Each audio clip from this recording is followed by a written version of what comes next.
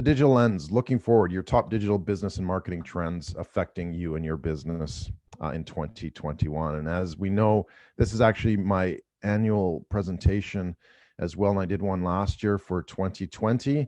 And I tend to focus more on sort of the cultural side, the behavior side. This isn't a category of tech trends, right? There's a lot of businesses that produce kind of tech trends of AI and that sort of thing. And I wanted to go a layer actually deeper here, because I feel that that's the most important thing here. Is anybody can use the tech. You can learn how to use it. You can innovate with it, and innovation is actually something I'm going to be talking about pretty quick. But you can use the innovations. You don't need to be an innovative company to use the technical innovations. And it's the innovation fallacy that I'm going to be going through as well. So it's really important that we understand that there is a difference as well. And this is, again, focusing in on the more of the behaviors of the audiences and how we're enabling and how we're using and how we're leveraging and that sort of thing as well. So it's November 2020. Where to from here, right? 2020 has been a difficult year. Let's be completely honest and upfront about that. But where to from here, right? What's going to happen? Where are you going? What are you doing? That sort of thing. So if we learned anything from this year, 2020, is that we really kind of need to put a plan in place. We really need to put, excuse me, a strategy in place that gives us that platform to be able to really get down to business and to really sort of understand what it is that we need to do with business as well. So my name is Doyle Buehler. I guide digital challenger businesses in navigating the daunting, disruptive digital economy and overcoming the fear, anxiety, and resistance of operating as a true digital company in the 2020s. I help them to discover, align, and skyrocket their online businesses and visibility so the world knows who they are and how they do business. And I like to say that we're the digital challengers, right? This is a perfect time. This is the perfect time, really, when you think about it. We've got an amazing amount of tools. We have an amazing amount of technology that we can just plug into. We don't have to reinvent the wheel. We can actually use what has been there and what people have, excuse me, already produced for us. So change your attitude, F your head, make it honest, unsentimental accounting of your present condition. Prepare to be disappointed. And if there's anything we've learned about business and digital is that it doesn't always work. And you know what? That's okay. So define what you want instead clearly. By clear, I mean precise and feasible. An unrealistic objective is sure to sabotage the process. Hit the books, try and error, inquire, risk, mimic, insist, and resist as well. And I want to thank Jeff for finding that quote for me. Fantastic. I absolutely love it. So all right, so just a bit of housekeeping as well. If you do have questions, if you're on the webinar, please feel free to type them into the webinar question box or chat box. Please type along the way. If you're watching this live, please just indicate that this is a replay, or not rather the replay, but you are asking live as well, and I will come back and get those questions as well. So again, as I said, it is a little bit difficult to switch between questions and presentation and all that kind of stuff. And my brain really slows down. So if you are watching this in replay as well, please just hashtag replay as well, so I know when I can respond to that also. So if you do stick around, I do have some gifts as well that I'll be giving out at the end of the presentation. And look, there's nothing to buy here. This is a learning, educational type web event. Okay, it's not a pitch. It's not a sales process. It's defining these trends that I'm talking about. That's really important. I fundamentally believe in educating people in terms of what they need to know and how they can then actually utilize that as well. So it's a no pitch zone. If it's been helpful, please like and share as well. And if you did want to check out some other additional resources as well, I have what I call my digital expedition resources. So go to bit.ly /digital expedition resources and make sure I seem to have, I can still move, but my pen's not working. All right, so while I'm figuring out that tech, darn pen, we'll keep moving. So anyway, if you do have any questions along the way, please type them in the chat as well, and I'll get to them as soon as I can. All right, so let's get into the whys. So the journey of discovery and opportunity awaits. Fundamentally, that's what it comes down to, okay? Most businesses are still trying to figure out what to do here in the digital space, and I'm going to show you exactly those ones that are and those that aren't, and what's happening as a result.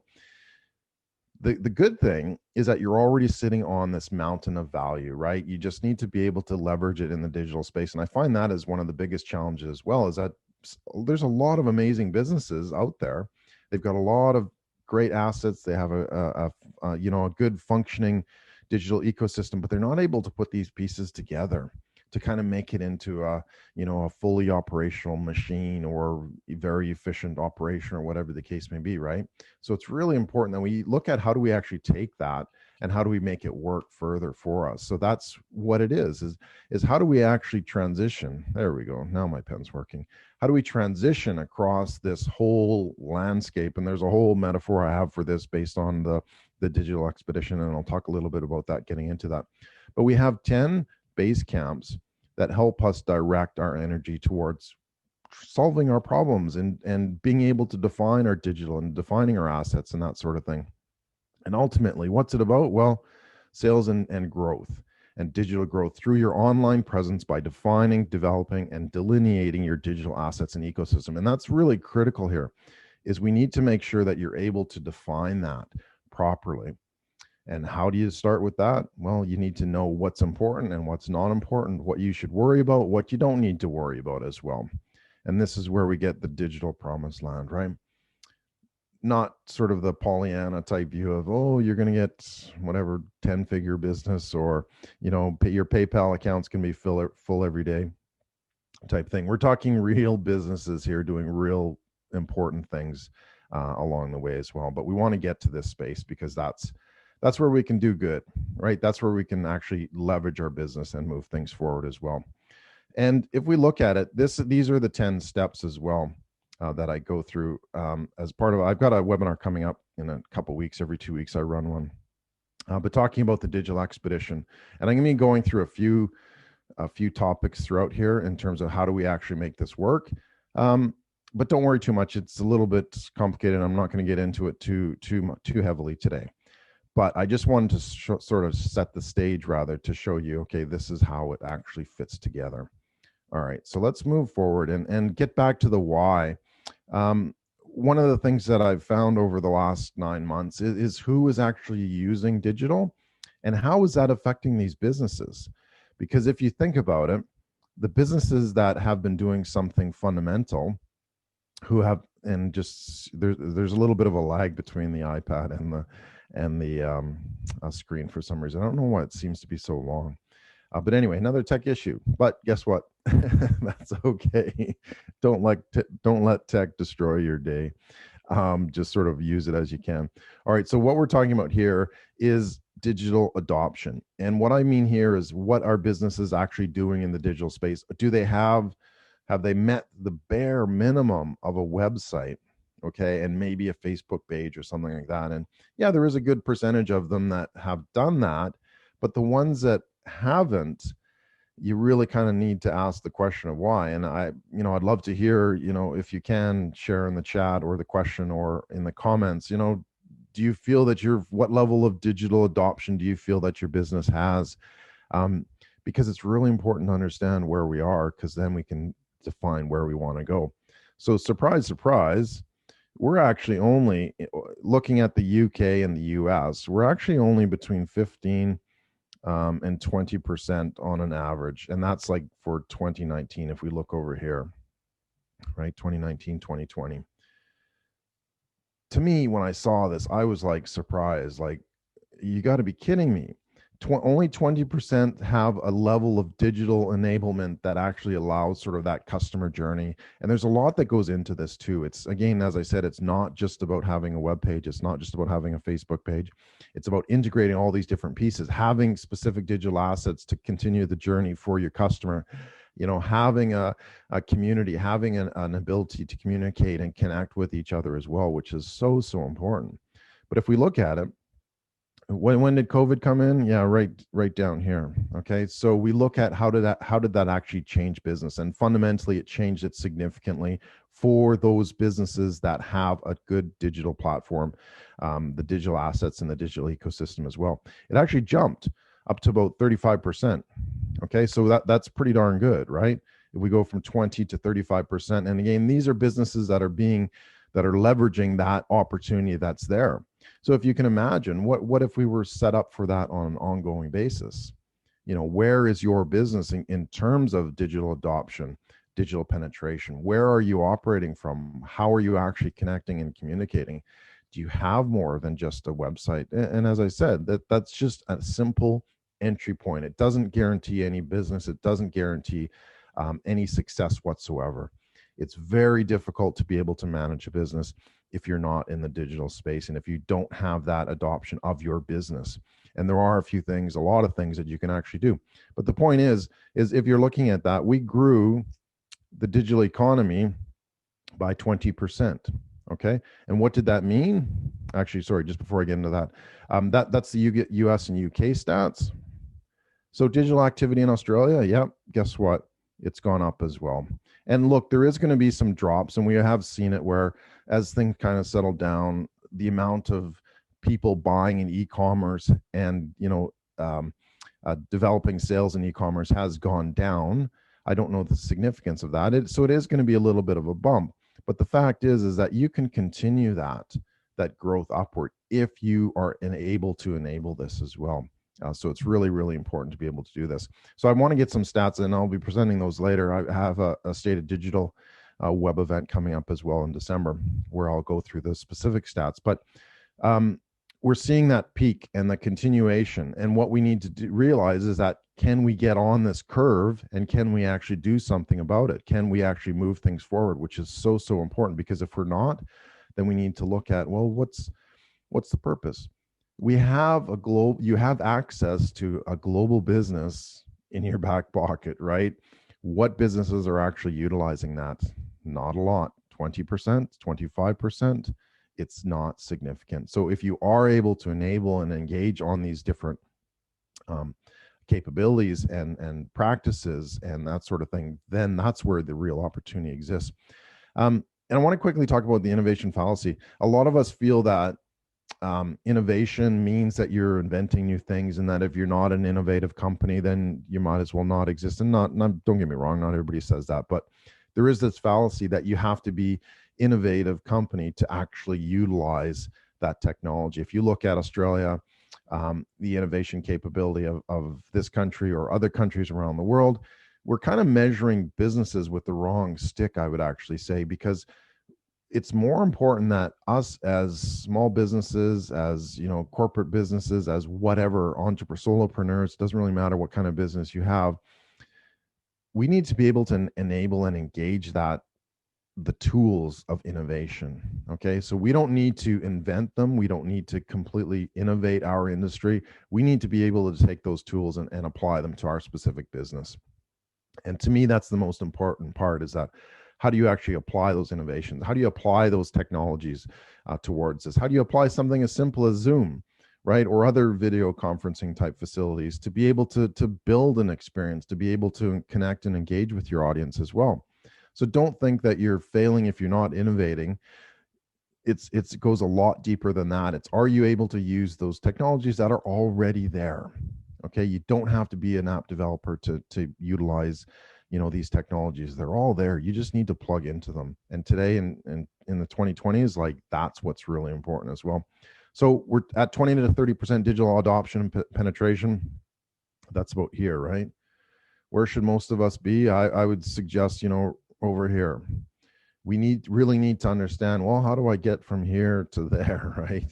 And the digital expedition is one of those ways. There's a lot of different things you can be able to do. But if we're still sitting here, right, and again, I'd love to hear, if you're watching, if you're in the replay, like, where do you feel that your business is? Because I would love to get sort of a feel for that sort of thing, from 1 to 100. Where do you think your business fits right now? And where should you be as well? Because that's what's going to be important. So can we bridge this gap? Absolutely, right? We need to be able to enable that capability also throughout that. And as I said, the businesses that engaged properly saw an amazing opportunity.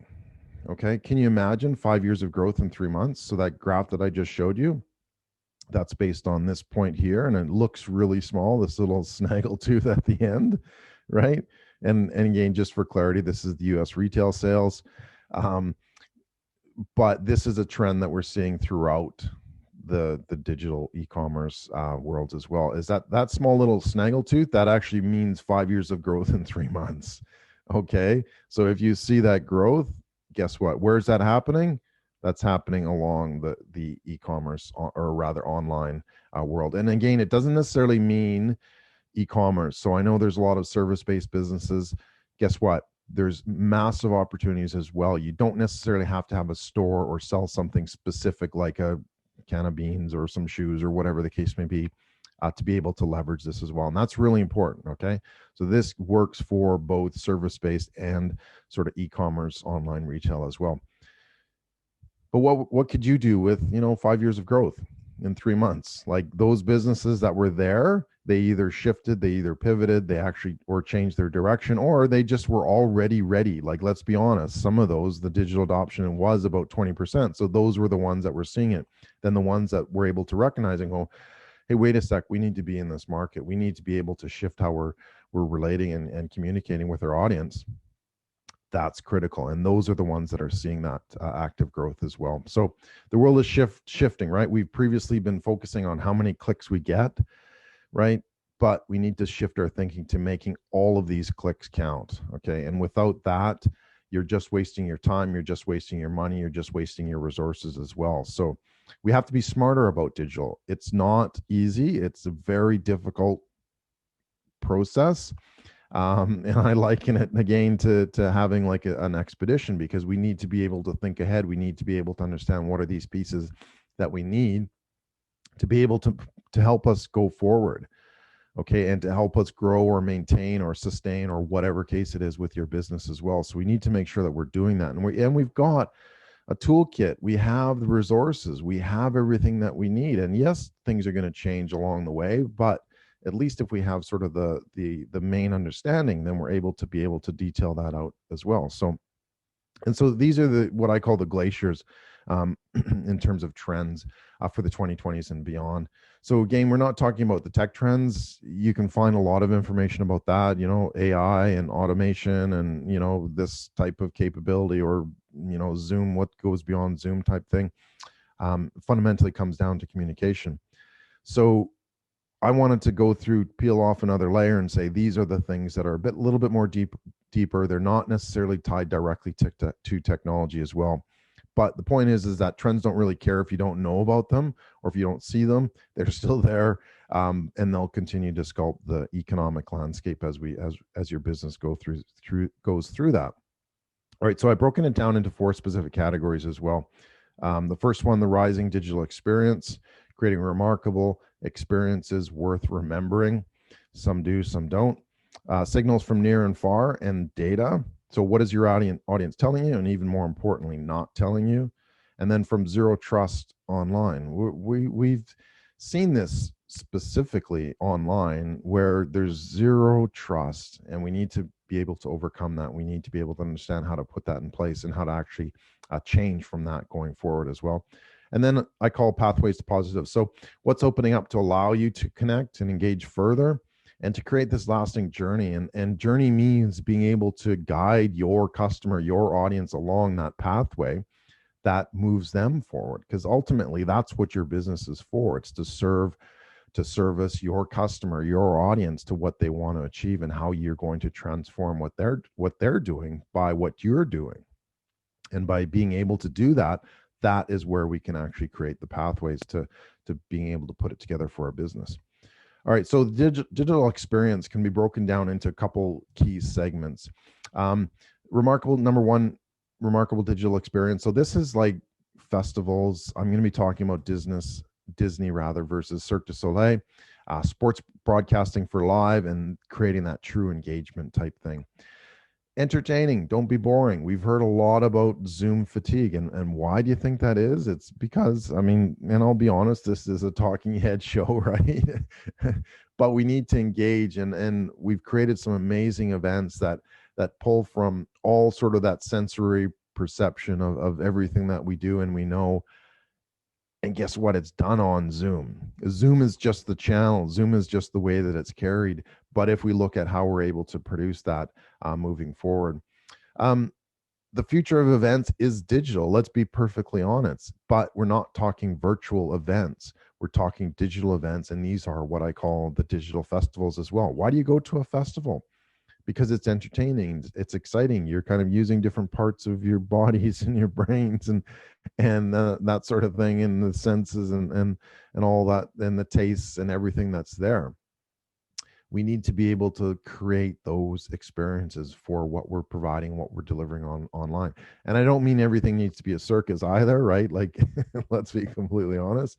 But it needs to be, you need to up the levels of being entertaining, being fun. And when we're talking about, bringing in comedians or bringing in artists and bringing in these musicians that can actually help create those um, new experiences in that digital space. And we really need to embrace this, because this is where we are headed.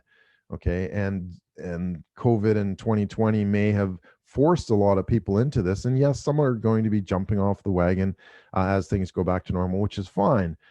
But can you imagine the opportunity that you would have in front of you for being able to continue that?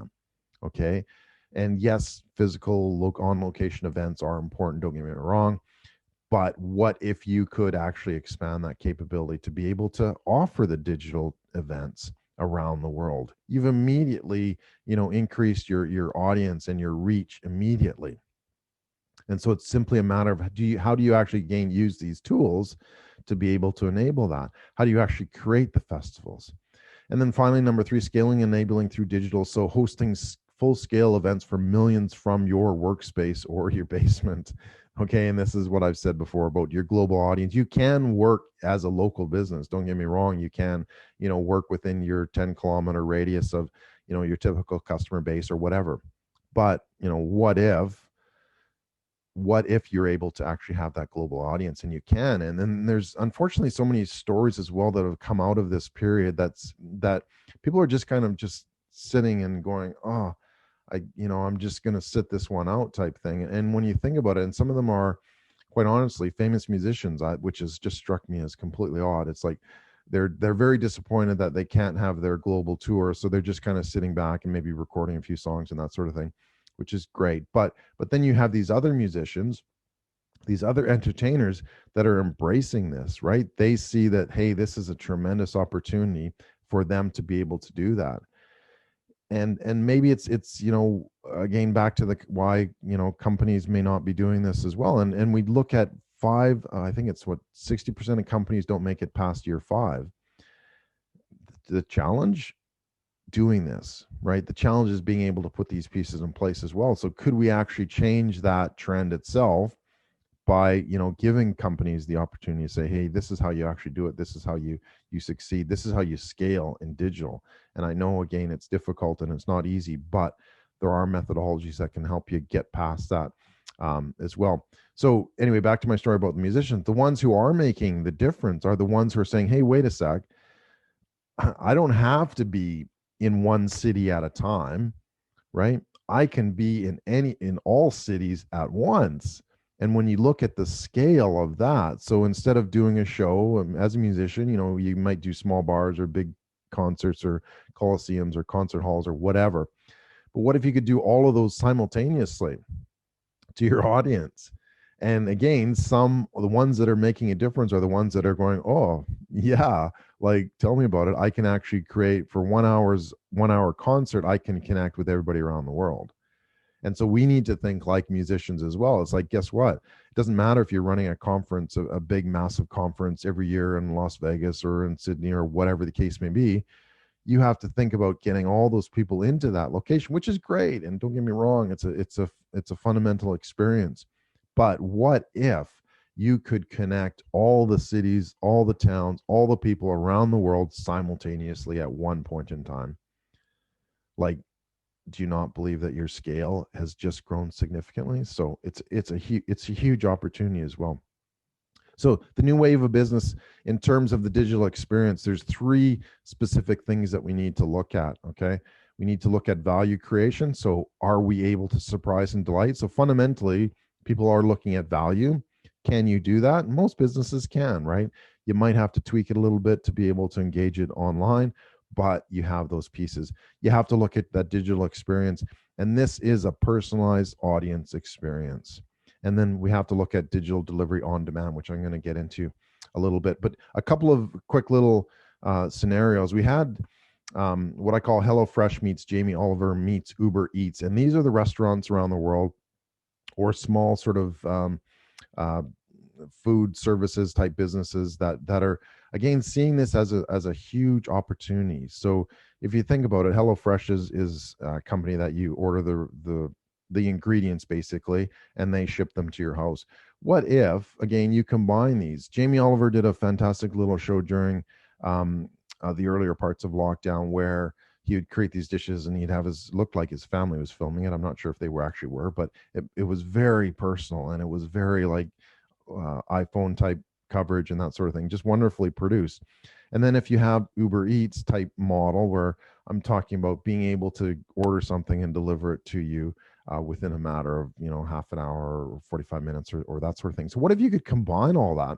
And the businesses that have combined all of this are the ones that, again, are seeing success throughout the down periods. And if they're then able to maintain that going forward, they've created an entire new industry for themselves, right? So you imagine being able to have you order online, you're able to have a package of food, and again, think of an experience, think of something that connects what you're doing with what this actually shows you. But you're able to order those ingredients for yourself, you're able to set it when I want it to be delivered, and you're able to then connect with chefs around the world. And there's a wonderful friend of mine from Canada who's doing just this exact thing. He's connecting chefs with people who want to prepare specific dishes. So if you're a restaurant, guess what? You just moved out of your kitchen, right? And you've moved around the world like in an instant. And when you think of the magnitude of what you can actually do with that, so people can order food from you, they can then get that food delivered to them directly at a specific time and place. And then you, I'm not saying we're all Jamie Oliver in the kitchen, I certainly are not, but then you are able to cook for them. And by cook, I'm meaning the metaphor of you're able to prepare. And this can be a service-based business as well, sending ingredients, sending specific items, sending specific products as well, coordinating with it at a specific time and place, and then coordinating it again with being the chef. Okay, being what I call a digital leader and being able to move that forward, so that you're creating an experience, you're creating an event. And yes, that other person might be next door or around the world, but they're sharing in that experience, which is fantastic. So look at how you can actually align those three. The next example I want to talk about is Cirque du Soleil versus Disney. Disney Plus, I think, is the actual correct term. Their streaming service. But what happened in the earlier parts of the year, in the first half of the year, was Cirque du Soleil, which is, if you haven't heard about it, I mean, most people have. It's a performing arts theater based out of Montreal in Canada, and they do shows around the world in great big circus top tents or whatever they call them. Sidebar, I actually was on the pier in Montreal in like 1988, I think it was, and just as they were sort of starting to build and grow and that sort of thing, and their whole shows and their whole sort of theater was right there on the pier in Montreal, which was fascinating looking back. Anyway, they ran into some trouble. They filed for bankruptcy protection in Canada because cash flow, right? Which was a huge issue. Why? Well, because they're not having events. They had to stop having events. And it was very clear, from March, April, May, June, like there weren't any events happening. But if you look at it from a different perspective and you fundamentally ask the question, what is Cirque du Soleil about? And they fundamentally, I believe, they're about content. And content in events, if you want to go another level, but fundamentally it's content, and the content comes out in their shows and their performances and everything that they do and the promotion and that sort of thing, where they got their start, being street art performers. But the fact is that is their content. And if they could actually have leveraged that content, they could have become, the Netflix of spectacle. A Cirque du Soleil is an experience. Okay, let's put that on the table.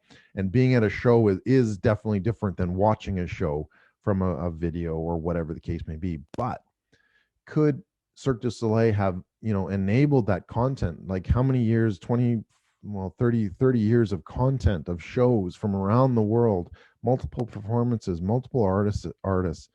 So if you look at that huge base of content, and what do they do with it? Nothing.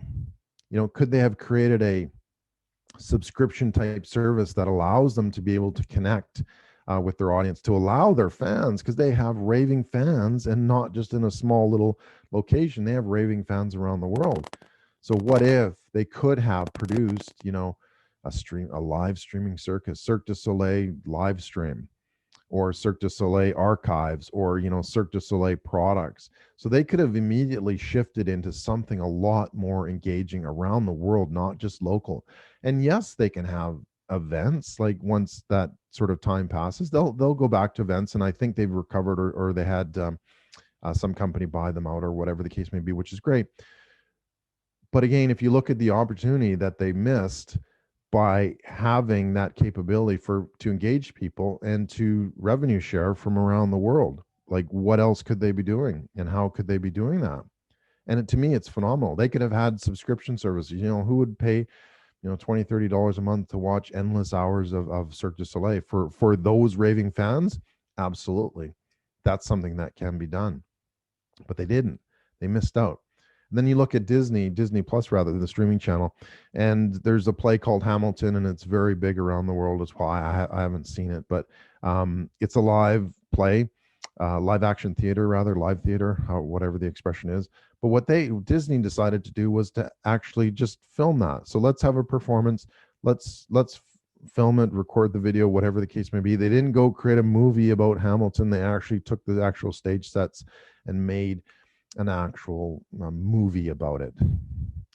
They then released that on Disney Plus. So for a very small fee, they were then able to engage a worldwide audience that could not go to the local theater, could not go to the theaters in New York and Paris and London and everywhere else around the world. I don't know exactly where it was showing, but they've immediately engaged an audience around the world just by enabling some digital adoption to say, hey, wait a sec, hey, we've got something here. People love going to the show, and they still will love going to the show, but we can have something in between that allows people to go to the show without going to the show. And that's where the opportunity is as well. So Cirque du Soleil versus Disney. Cirque du Soleil didn't necessarily do it very well. In my mind, again, that's my opinion. That's how I see it. They could have done a lot more. They could have sold products. You go to a show and you buy that merchandise. They could have sold more of that. They could have created a whole new streaming service for performing arts, spectacle, the Netflix of spectacle.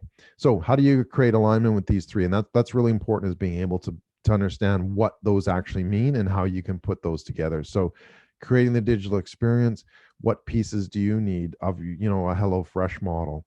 Okay, what do you need? The product, what do you need? The personality, that can be you, that can be a business, that can be, something else. And how do you create that sort of on-demand delivery process that can be used as well throughout this? So exciting times. All right, so moving on to the second category, signals and data. And this is something that a lot of businesses miss. We hear a lot about big data and AI and machine learning and that sort of thing. But for a small business, that doesn't really make a lot of sense, because we don't know how to actually use it. We don't know, well, what do you mean by data and how do I actually use it? But data and signals is the actual understanding of this data, right? There's two parts to it. One is, what is this signal that my customer, my audience is telling me, and how do I actually then convert that into data? So there is a process to this. But if we look at it, this is the new oil. Okay, so having an opportunity to understand who your customer is and what they're doing and how they're doing it and what they're saying and what they're not saying and all these different pieces, this is very valuable. And again, it doesn't need to be what the industry calls big data, right? It can be something a little bit more easier, like what is your customer doing? How are they engaging and interacting with you through email, through social, these sorts of things? How do we actually understand what they're doing? And the way that we do that is what we call sense making, wanting to make sense of the world now. So how do we actually understand fundamentally what people are telling us and how we actually understand things? And then digital streamlining as well. So making the processes easier and quicker with zero friction. And that's key here. There's a lot of services out there. It's not zero friction. It takes a lot of effort to either fix errors or to understand things. And a lot of times the industry itself is like that, like web businesses and that sort of thing. There is a lot of friction. It is very difficult, and we are sort of catching up in terms of enabling that technology. But how do we make processes easier and quicker with zero friction? So look at your process. Can that be reduced? Can that be streamlined to be able to offer it quicker, faster, easier, you name it, with less hassle, with less, effort, making it much more efficient as well. And then another signal is location and time independence. So we can be anywhere, or rather your customer can be anywhere, anytime, every time. So we need to be able to understand that's what the digital, opportunity is here, is that you can actually do that. You can be a 24/7 global business just by the fact that you have these specific assets set up, you have this digital experience set up, and you have that ability to deliver on demand everywhere around the world. And if you have these pieces, this is what's going to make a difference in your business. So data and signals, do I have that? Do I understand what my customer is saying? And again, it doesn't need to start very complicated. It can start very easy in terms of, how is my audience responding? What are they saying? What are they doing? How are they doing it? So we need to simplify. We can't sort of think about big data as, this big incomprehensible cloud of information kind of thing. We have to be able to extract and pull out pieces and say, okay, this is what my customer's saying. This is what we're understanding. This is how they're doing it as well. So super, super important that we understand that. So in terms of signals and data, so again, we want to make sure that we understand our audience. So something to quickly look at is, are we listening versus hearing? Okay, are we telling people what we want them to believe or understand, or are we sitting back and listening? I liken it to, is your audience wearing noise canceling headphones? There's a reason why people wear noise canceling headphones, and what's that reason? It's so that they don't hear all this extra noise coming from around us or from around them. So people wear them for a reason. So are they wearing noise canceling headphones when you're talking? And I mean that metaphorically speaking, right? Do they actually hear what you're saying? And if nobody's listening, are you actually talking, kind of thing? So we need to be clear about that. Is there a reason why they might have those on? And if so, let's find out. How do we actually get them to understand or understand what they are listening to as well? So we need to look at clarity versus noise. So what's excuse me, what's important here is, are we just sending noise out, or are we sending something specific, something that allows us to engage, something that allows us to transfer knowledge or to educate or inspire or inform or something like that, not just noise, adding to the noise as well. And static versus slipstream. I used to be an aerospace engineer back in the day, and you have to look at the static pressure versus the slipstream pressure. And yes, I am oversimplifying it, but static is basically that constant air pressure and business pressure or customer pressure, whatever you want to call it, that is surrounding us. And slipstream is when we're actually moving forward, when we're able to kind of move, not necessarily against the grain, but being able to move forward with our businesses. So we need to make sure that we are in that slipstream. So static air is important because it tells us, okay, what's going on now, but how do we actually enable that as well? So quick question for you. What are the signals you're being sent? If you got a chance, put those into the question or the comments, and hopefully we'll be able to review those at the end. So what are the signals you're being sent from your audience that you can then use to help them in that journey, in that process as well? And there's an old story from World War II, what I call the missing bullets. So if you can imagine, back then they were sending out airplanes, and I'll draw an engine here so it makes a little bit more sense as well. They were sending out aircraft from England to Europe to basically try to take over back Europe.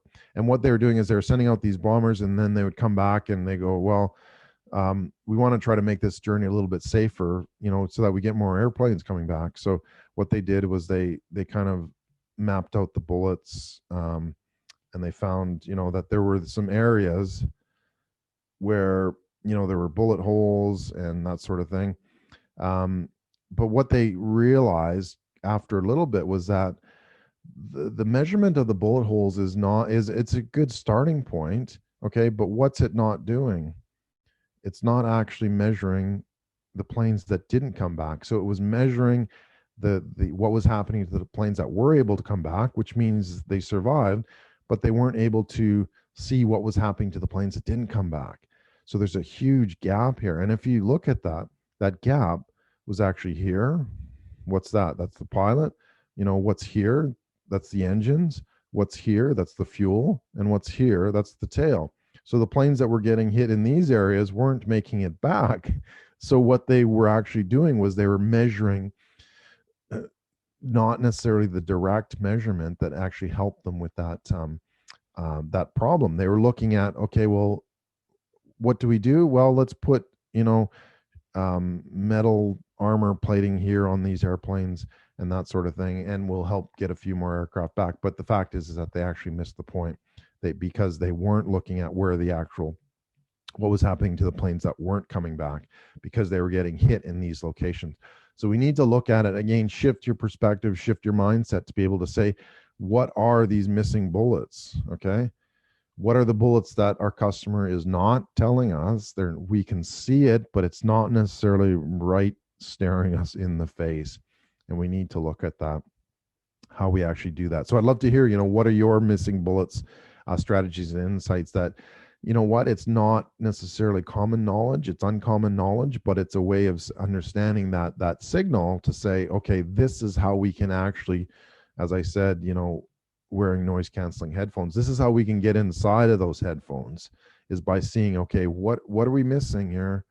What is our data telling us, and what is our data not telling us? So, and in terms of understanding, again, back to the category of data and signals, we need to understand what's going on. We need to understand the problem. And that's really what you call sense making, giving meaning to experience. And everybody has a lot of experience that they've gone through in business and life and everything, right? So we need to be able to understand that our customer is going through that exact same process. We need to be able to understand that we're moving them rather from an unpredictable world to a predictable world. And yes, we're sort of still in that boat ourselves, but can we move from chaos to complex to knowable to known? So sense making is an understanding as well. It's for us to understand, okay, what's really important here? What can I provide to my audience to help them know more, to help them know better, right? So, quick question, can you define and describe each step along the way? So what does chaos look like to you? What does being complex and unmanageable look like to you? What does being knowable and manageable look like to you? And what does being known and fixable? So every problem that you solve for your customer, you're providing those stepping stones going forward. So this is one of the ways that you can look into that whole idea of sense making, to make sense of everything, to make sense of your customer's journey from an unpredictable world to a predictable world as well. All right, so let's keep moving. Want to be able to wrap up on the hour, so we got a few more things to go through. So the third item is trust. All right, and what I'm talking about specifically is building a personalized digital journey. We've heard a lot about stories and, telling stories, and yes, those are absolutely important, but we have to kind of, a story, what's the best way to describe it? A story is a story, but once you sort of convert it into a journey, you're creating an experience. And if you're creating it into a personalized journey, that is sort of the ultimate level of personalization, the ultimate level of trust, the ultimate level of an experience as well. So we need to move beyond, we have to have a story, but we have to convert that into a journey.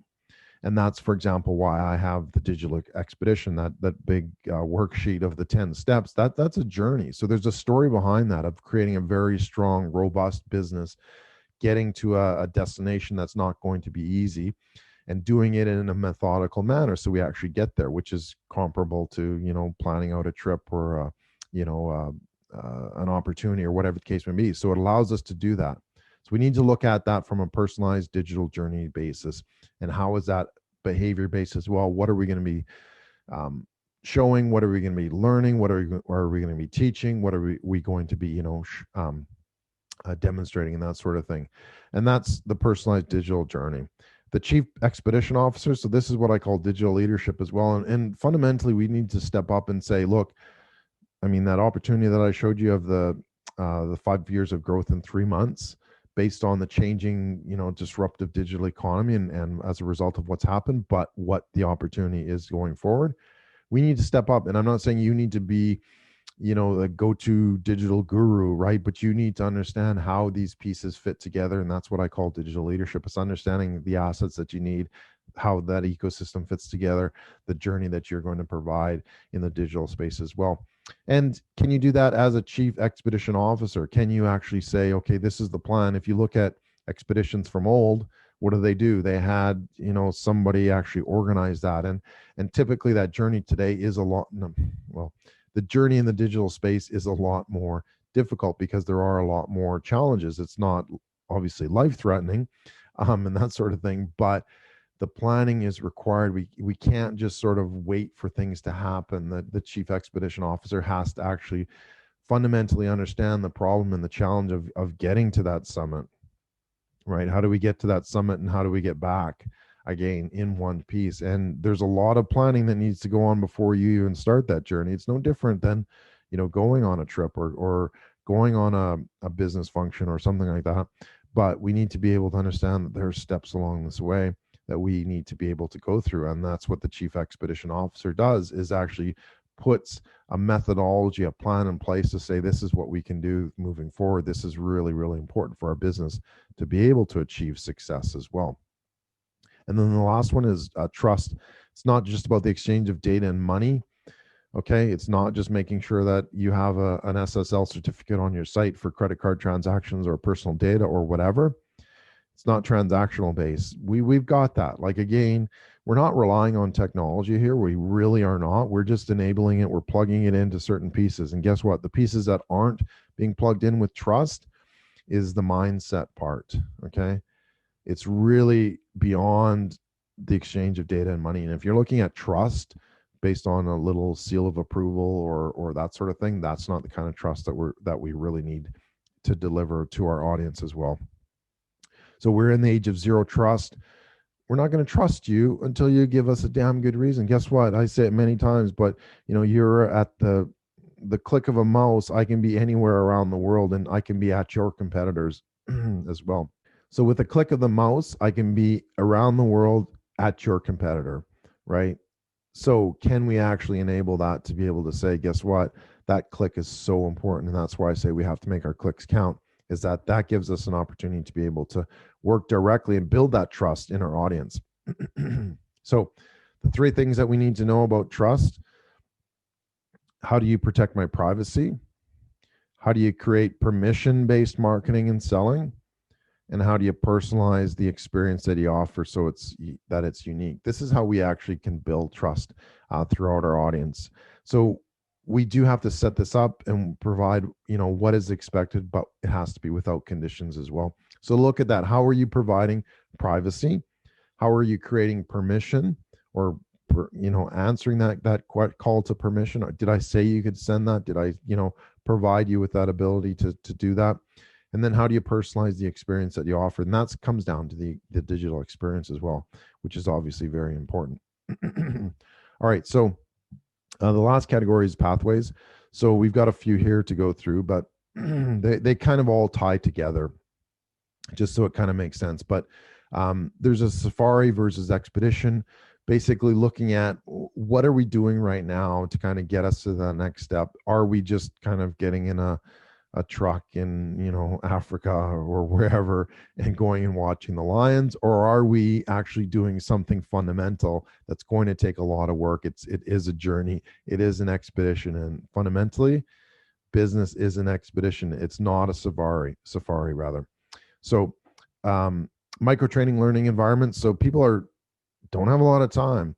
They don't have a lot of time to spend with you. So you have to make every interaction count. Okay. So it's more a matter of how do we actually create those tools? And there's a lot of, not necessarily a flood, but a lot of the more innovative technologies. And again, we don't have to develop the technology. We just have to use it. They're fundamentally changing how we learn in the online digital space as well. So they're segmenting, they're making it, creating the experience. They're understanding the needs of the customer. That, guess what, I don't have 20 weeks to do your program, but I've got whatever 20 minutes a day for a couple times a week or whatever the case may be. So you have to kind of be able to make it into digestible sections, whatever it is that you're teaching or training or showing or doing as well. Moving on to story. So I did talk a little bit about story in the last one, but social media fundamentally is dead, and it's getting harder. But number 3 is story. Social media is dead and getting harder, right? It is not easy to have a tribe in the digital space on a Facebook group or whatever. So we have to connect more of that story, and that's what a pathway is it can't just be specific. It can't just be generic posts. We have to take them on a journey. We have to take them on a story as well. And that's how we're going to be able to, rise past people leaving social media, or, having the social media that is so personal and so political and all that kind of stuff. But I digress. So we also have to have digital methodologies. So this is what I'm talking about with foundations, assets, ecosystems, and we can just plug. The cool thing is we can just plug in the talent and tech, right? You don't have to be an innovative company to use an innovation. We just need to understand what that actually does and how we can use it as well. And is it contributing to that journey? Don't use tech because it's like, ooh, shiny object syndrome type thing. Use the tech if it actually moves that journey, moves that value, moves that experience forward as well. And if it doesn't, don't use it, because there is a lot of filler technology out there that it looks fantastic, but what does it fundamentally do? Does it make it easier? Does it contribute to that overall journey as well?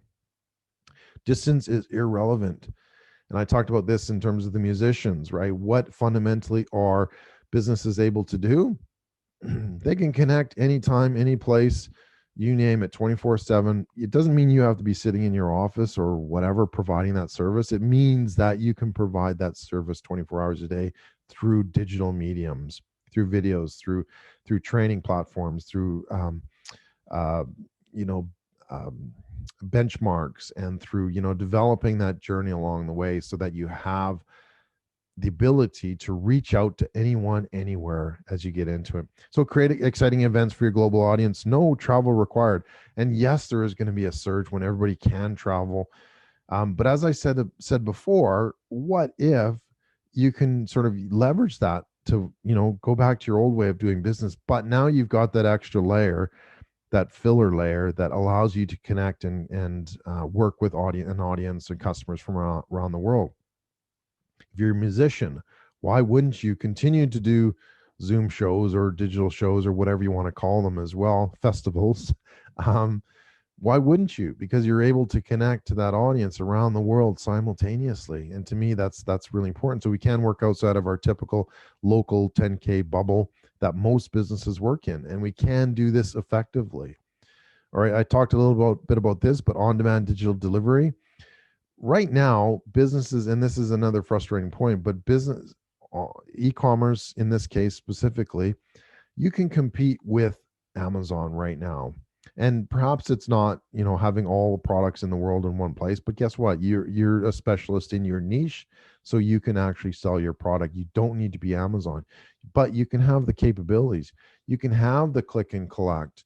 You can have the Uber delivery connected to your website right now. And perhaps you don't even need to be, I'll ask the question, you don't even need to be an e-commerce based retail, online e-commerce based business. You can be a service based business. You can have a click and collect for products around your service, right? That extra stuff like your book or whatever the case may be. You can provide that as a click and collect. You can provide that as an on-demand delivery anywhere in your neighborhood around the world.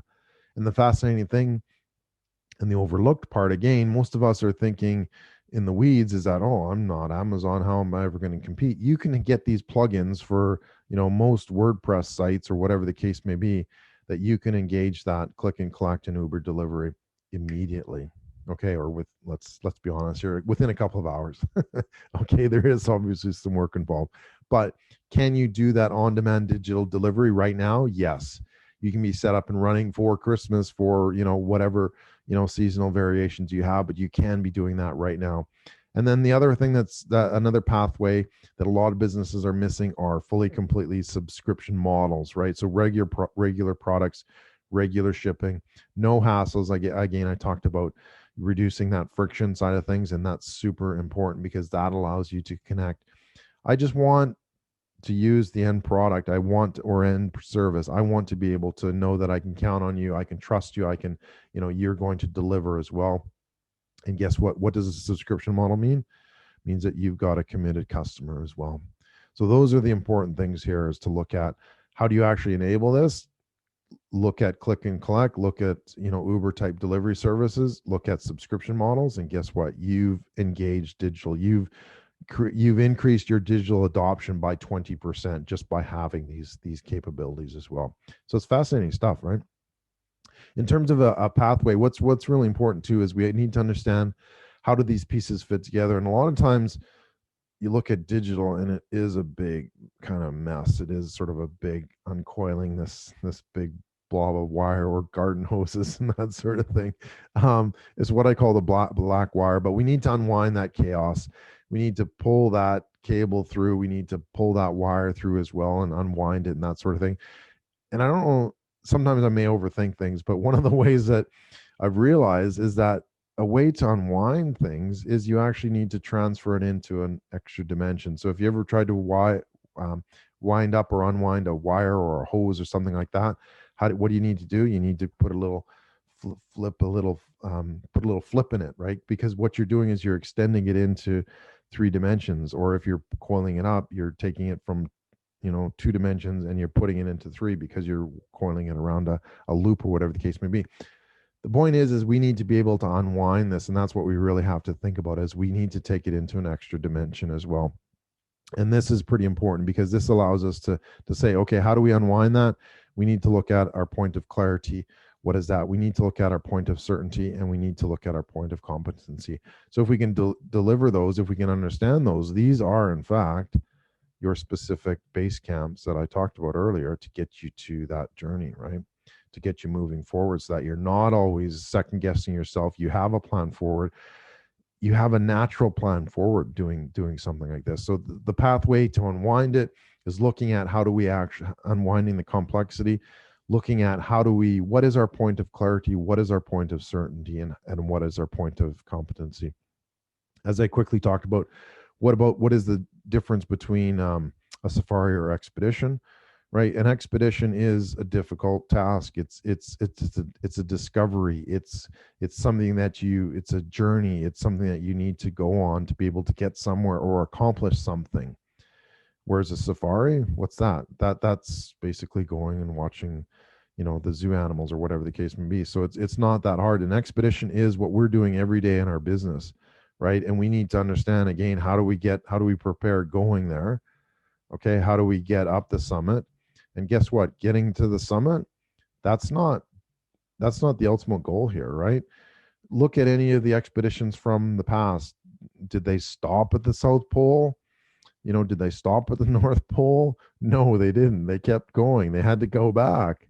And you still have to be prepared for that. And it doesn't mean that, a lot of the rah-rah is getting to the summit and, achieving great success, right? But guess what? That's only part of the journey. And if you look at technically, it's only half the journey. So getting to the summit, yes, absolutely important. But the expedition is a bit further than that. We have to get back from where we came. So we have to look at that. Where we got to the South Pole, great.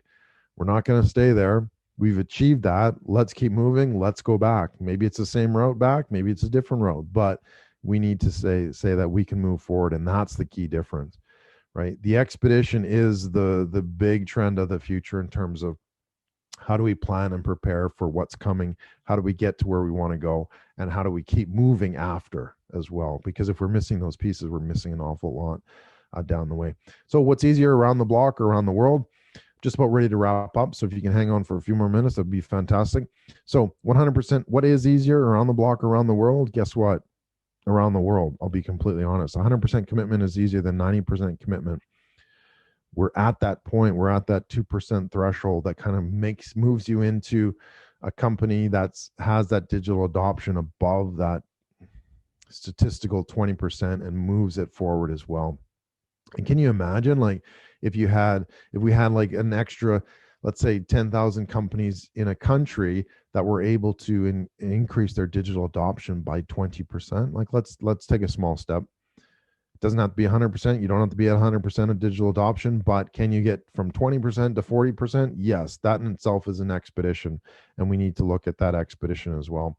So can we get that 20%? I believe so. Oh, that's like those balloon letters, 20%. All right. So can we do that? Absolutely. So can you do that? Absolutely. But you do have to commit to that.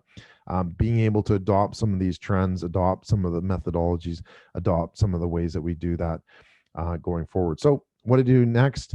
Well, if you want to climb up that mountain, if you want to kind of get back to business as well after everything that's happened, we need to have a specific way of doing that. And this is what I call the digital challenge. So 3 simple steps. Where are we now? Where are you right now? So you're at the base of the summit looking up. Okay, you need to be prepared. You need to be ready before you navigate up that summit. You need to know what you're going to do, how you're going to do it as well. So where are you going? How will you get there? And then what teams, tools, and tactics do you need as well? So 3 simple steps that just kind of put it in perspective to say, this is what's important for this problem. This is how I'm going to actually be able to deal with it, and that sort of thing as well. So I want to close with a quick little story about timing and targeting. Actually, I do have another story after that.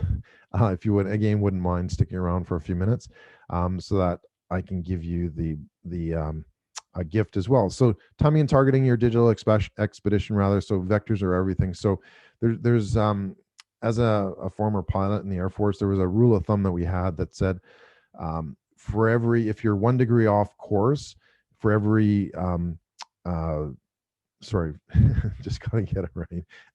It's been a while, but for every 60 kilometers forward, if you're 1 degree off course, you're going to have a gap of 1, and I'll use kilometers. Technically, it's nautical miles, but it doesn't matter. The scale is the same. So if I go 60 kilometers forward, I'm 1 degree off. 1 degree, like let's be honest, that's not a lot. That's pretty much insignificant. If I go 1 degree off course, I'm 1 kilometer off course, which is fine. If you're going 60K in an airplane, you just kind of look off to the side and go, oh yeah, okay, there's the runway down there. I'll just do a quick little turn. Not a big deal. But if I'm going from Perth, right, to Sydney, guess what? I might land in New Zealand. Okay, I'm going to miss my goal. I'm going to miss my objective as well. So the point is that you need to be able to be on course. And how do you do that? Through this pathway method that I showed you as well.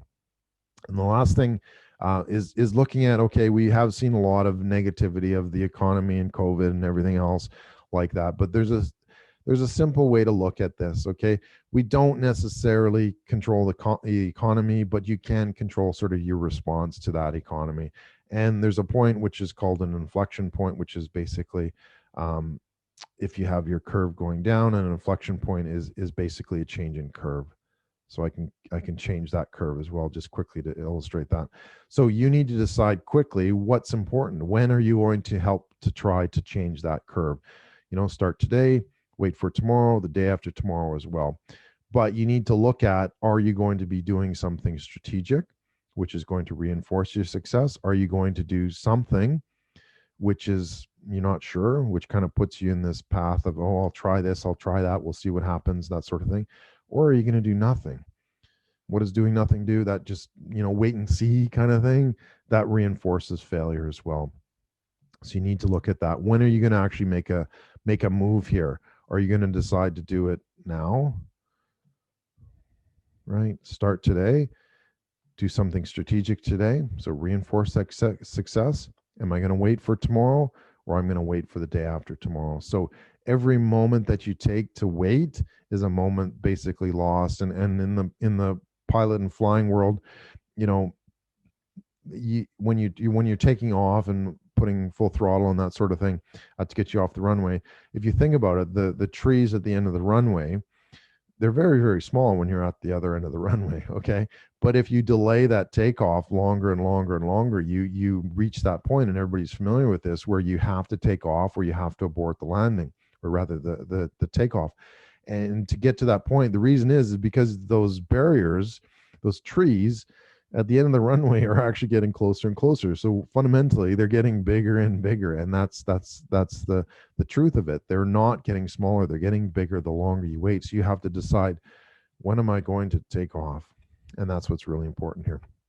All right, so cool. Congratulations. You're now the new digital CEO, the Chief Expedition Officer, for listening and hopefully asking some questions. I'm going to get into those very quickly. But that's the important thing too, is that to understand that it does take a mind shift in terms of what you do, but how you think about things as well. And if we all call ourselves the Chief Expedition Officer, what does that mean? That means we're finding a new way. That means we're using the tools to be able to go on that journey, that business journey, that's going to get us to our point. And if you think about it too, like these expeditions, they didn't necessarily develop, all the latest tech and the greatest innovations and that sort of thing. They used what was there, and they assembled the team, and they had some strategies, they had some tactics that they wanted to be able to do, and they got going. And that's the key ingredient as well. So as I said, there's 3 steps for the digital challenge. Finding out where you are right now is one of the most important things. So what I have is your digital benchmark, as well as what I call it. And if you go to leadership.digital, complete the benchmark, I will send you a free paper copy of Breakthrough, not a PDF, not whatever PowerPoint presentation. I will mail you a physical copy of my latest book, Breakthrough: Unleash Your Remarkable Brand Value, Influence, and Authority, in a paperback copy. And I'll even send you a printed digital expedition worksheet as well. That those 10 steps, those 10 base camps, I'll send you a worksheet as well. So head on over to digital leadership, leadership.digital, complete the benchmark. If you want to email me and said, hey, I did the benchmark, please do so. Doyle at dep.digital. You can find me on the socials pretty much anywhere at Doyle Buehler as well. All right, so helpful. Please like and share. Replay, please leave a comment, #replay. Questions, if you have anything in the meantime, please give me a shout. Questions at Doyle at dep.digital as well. All right, so that's about it. I'm just going to shut down here. But final, go to leadership.digital. Complete the benchmark, and I'll send you a book.